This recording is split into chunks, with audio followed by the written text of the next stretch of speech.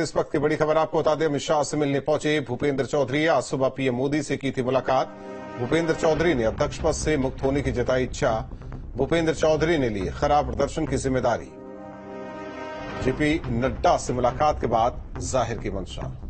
तो ये सूत्रों के हवाले से बड़ी खबर है। तो दिल्ली से इस वक्त की बड़ी खबर, अमित शाह से मिलने पहुंचे भूपेंद्र चौधरी। तो बड़ी खबर आपको बता रहे हैं, आज सुबह पीएम मोदी से की थी मुलाकात। तो अध्यक्ष पद से मुक्त होना चाहते हैं भूपेंद्र चौधरी। निखिल हमारे साथ सहयोगी जुड़े हैं। निखिल, भूपेंद्र चौधरी का जेपी नड्डा से मिलना, पीएम से मिलना, गृह मंत्री अमित शाह से मिलना, यानी कि उन्होंने तय कर लिया है कि करना क्या है।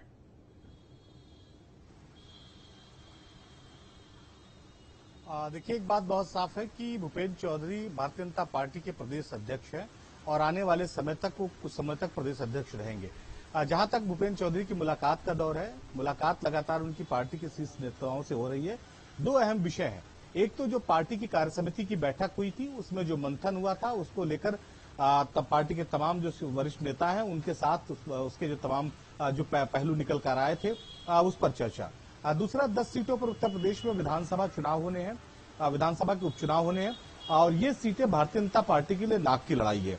जहां तक भारतीय जनता पार्टी के प्रदेश अध्यक्ष भूपेंद्र चौधरी के प्रदेश अध्यक्ष तौर पर काम न करने की खबरें हैं, उसमें उन्होंने ये साफ कहा है कि चूंकि भारतीय जनता पार्टी को उत्तर प्रदेश में उनकी अध्यक्षता में मन मुताबिक नतीजे नहीं मिले, लिहाजा वो इस बात की पेशकश करते हैं कि हार की जिम्मेदारी लेते हैं और पार्टी के सामने इस्तीफे की पेशकश करते हैं।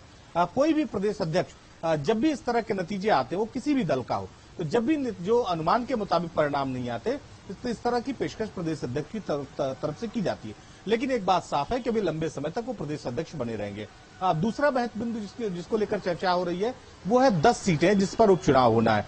9 सीटें लोकसभा में जो है वो रिक्त हुई है लोकसभा चुनाव के बाद, और उसके बाद 1 सीट जो है वो कानपुर की रिक्त हुई है। इन 10 सीटों पर भारतीय जनता पार्टी ने अपनी इन 10 सीटों को नाक की लड़ाई बनाई हुई है।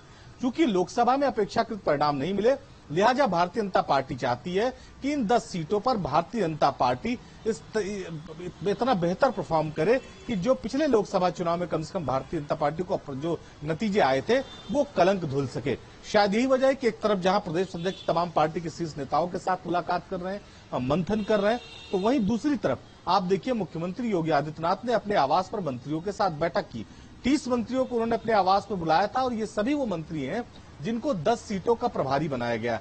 30 मंत्री में राज्य मंत्री और जो कैबिनेट मंत्री हैं वो शामिल हैं। तो सभी को जिम्मेदारी दी गई है और एक एक विधानसभा सीट पर 3-3 मंत्रियों को लगाया गया है। तो जैसा मैंने बताया कि भारतीय जनता पार्टी के लिए नाक की लड़ाई है।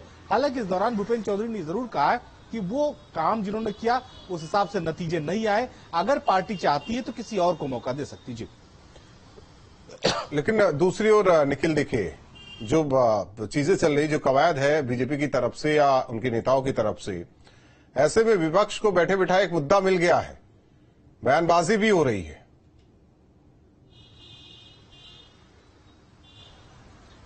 देखिए, भारतीय जनता पार्टी भी उत्तर प्रदेश में इतनी कमजोर नहीं है कि विपक्ष के हमले से, विपक्ष के बयान से वो अपने रास्ते से भटक जाए या पार्टी को कोई बदलाव करना पड़े या पार्टी को कोई फैसला लेना पड़े। अभी आप देखिए, उत्तर प्रदेश में पूर्ण बहुमत की योगी आदित्यनाथ की सरकार है, भारतीय जनता पार्टी की सरकार है, लिहाजा अभी कोई विपक्ष का बहुत बड़ा दबाव नहीं है। हाँ, ये जरूर है कि लोकसभा चुनाव में उस तरह के परिणाम नहीं आए भारतीय जनता पार्टी के सामने, तो अभी कम से कम उत्तर प्रदेश के चुनाव 27 में होने हैं। 27 में जब उत्तर प्रदेश के चुनाव होंगे तो इस तरह के जो समीकरण जिनकी चर्चा आमतौर पर हो रही है, जिस तरह की खबरें लोगों आपस में गॉसिप बनी हुई है, ये फैसले 27 से पहले लिए जाएंगे ताकि एक बदलाव के साथ चुनाव में उतरा जाए। तो मुझे अपना जैसा लगता है, मेरी जितनी बात थी भारतीय जनता पार्टी के नेताओं के बीच में, वो एक बात साफ है कि अभी कोई बहुत बड़ा बदलाव नहीं होने वाला है। अभी भारतीय जनता पार्टी की सबसे बड़ी प्राथमिकता है 10 सीटें जिन पर उपचुनाव होना है और इन सीटों पर भारतीय जनता पार्टी किसी भी स्थिति में 10 की 10 सीटें पर काबिज होना चाहती है। तो ये एक सबसे महत्वपूर्ण बात है। हालांकि विपक्ष का लगातार इस बात को लेकर हमला हो रहा है, जिस तरह से केशव मौर्य का बयान आया, फिर जो जौनपुर के एक विधायक का बयान आया, प्रतापगढ़ के पूर्व मंत्री मोती सिंह का बयान आया, तो इन बयानों के बाद चर्चा तो गर्म हुई है निश्चित तौर पर, लेकिन अभी कोई बहुत बड़ा बदलाव मुझे होता हुआ दिखाई नहीं पड़ रहा है, कम से कम भारतीय जनता पार्टी में जी। धन्यवाद निखिल इस जानकारी के लिए। तो कोई बड़ा बदलाव होता नहीं दिखाई दे रहा। हालांकि जिस तरीके से कानाफूसी तेज है बीजेपी संगठन और सरकार के बीच हलचल समेत तमाम मुद्दों पर लखनऊ में